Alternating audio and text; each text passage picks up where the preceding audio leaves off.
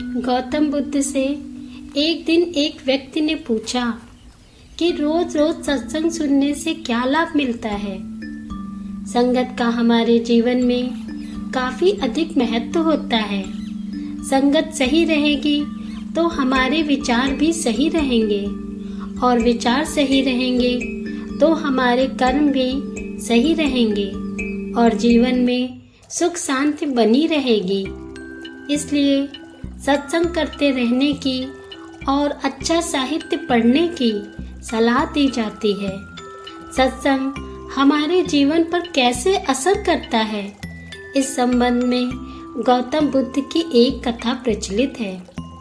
आइए चलते हैं कहानी की ओर। बात उस समय की है जब गौतम बुद्ध काफी प्रसिद्ध हो चुके थे। वे रोज प्रवचन देते थे जिन्हें सुनने के लिए काफी लोग पहुंचते थे। एक लड़का था जो रोज प्रवचन सुनने के लिए आता था। वह गौतम बुद्ध की सारी बातें बहुत ही ध्यान से सुनता था। काफी दिनों तक प्रवचन सुनने के बाद एक दिन उस लड़के ने सोचा कि मैं प्रवचन तो रोज सुन रहा हूँ, लेकिन मेरे जीवन में कोई बदलाव नहीं आ रहा है। महात्मा बुद्ध बातें तो अच्छी बताते हैं, लेकिन कुछ लाभ नहीं हो रहा है।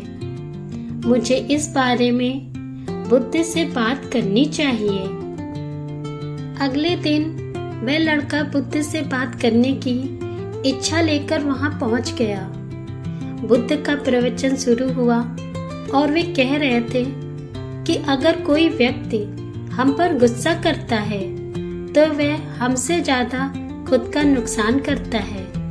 अगर हम भी दूसरे के गुस्से का जवाब गुस्से से ही देते हैं तो हम खुद का नुकसान कर लेते हैं। बुद्ध की ये बातें सुनते ही वह लड़का खड़ा हो गया और कहने लगा कि तथागत, मैं बहुत दिनों से आपके प्रवचन सुन रहा हूँ, लेकिन मेरे जीवन में तो कोई बदलाव ही नहीं आया है। मुझे तो प्रवचन सुनने से कोई लाभ ही नहीं हो रहा है। बुद्ध ने अपने प्रवचन को बीच में ही रोक दिया और उस लड़के की बात सुनने लगे। जब वह लड़का अपनी बात कहकर चुप हो गया तो बुद्ध ने उससे पूछा कि तुम कहाँ रहते हो? लड़का बोला कि मैं श्रावस्ती में रहता हूँ। बुद्ध ने कहा कि श्रावस्ती से यहाँ तक की दूरी कितनी होगी और यहाँ आने में कितना समय लगता है? उस लड़के ने बुद्ध की बातों का उत्तर दिया तो बुद्ध ने फिर से पूछा कि तुम यहाँ आते कैसे हो?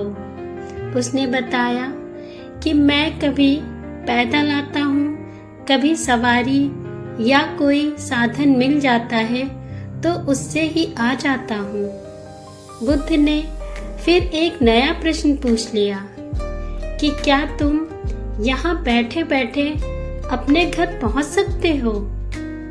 ये प्रश्न सुनकर वह लड़का और वहाँ बैठे सभी लोग हैरान हो गए। लड़के ने कहा कि ये कैसे संभव है?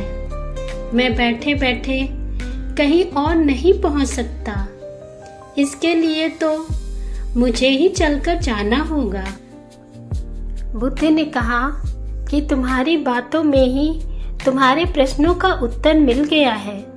सत्संग सुनने से तब तक कोई लाभ नहीं होगा जब तक कि तुम उन अच्छी बातों को अपने जीवन में उतारते नहीं हो।